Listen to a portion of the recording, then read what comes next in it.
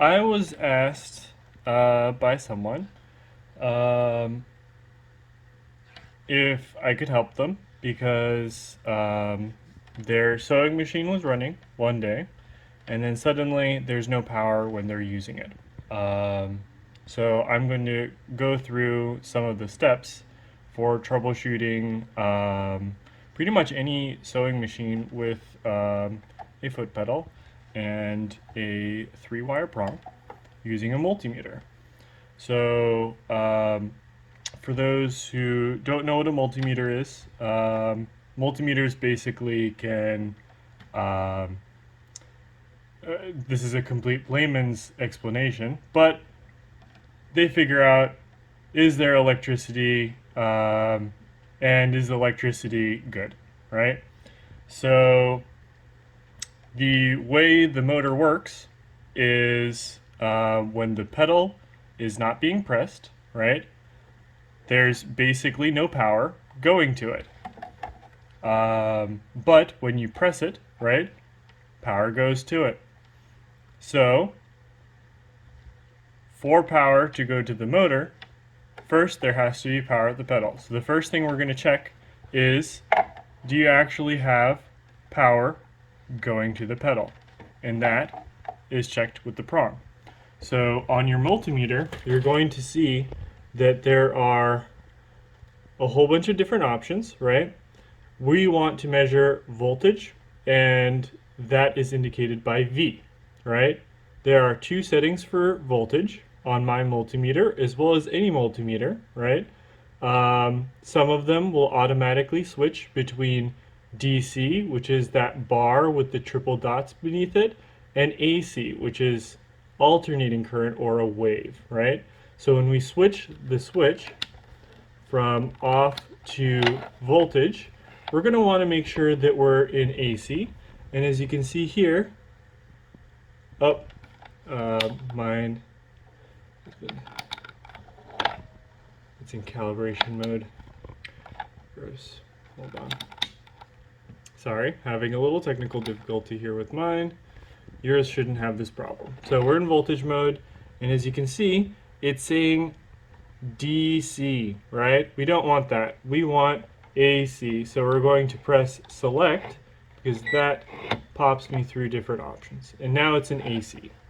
Okay, so we're just going to put it right there so it stops jingling around, right? So it's normal for it to somewhat have this oscillating value when these are the probes, right?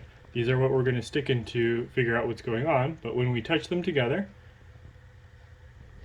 it should go down to 0, basically, right? Okay, so we're going to take these two probes and we're going to stick them into this plug.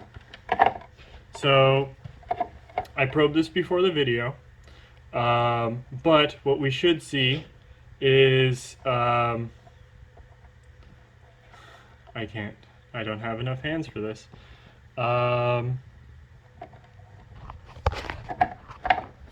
Okay, one moment. Okay, sorry. So I've got the two probes on either end of it, right? And we are reading 60 volts, which is approximately half of the power. And when I press on the switch, we can see that it goes to 120 volts. And when I pull off, it's back down to 60 volts. And then likewise, when I have the two probes, one moment, sorry.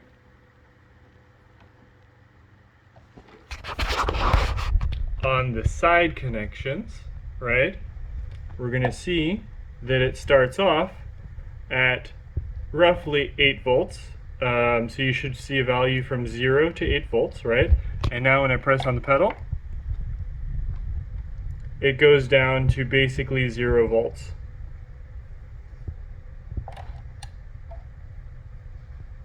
And I let it off at 7, slightly press down, it's 2.8 or 0.028, and then it goes down to 0.19 when you press it all the way down. And for the third and last connection,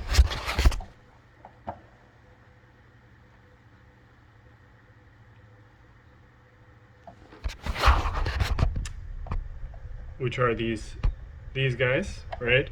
So I don't know if you can. I'll show it. Show this portion in more detail in a second, but you see that it's 120 volts all the time. I'm pressing the pedal now. Still 120 volts. Doesn't matter how I press on it. It always stays at 120 volts. So those are all the combinations of power that can be in here, right?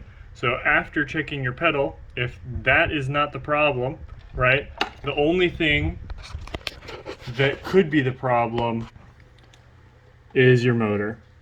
So if none of those are the problem, I would make sure that you have this guy firmly pressed into the motor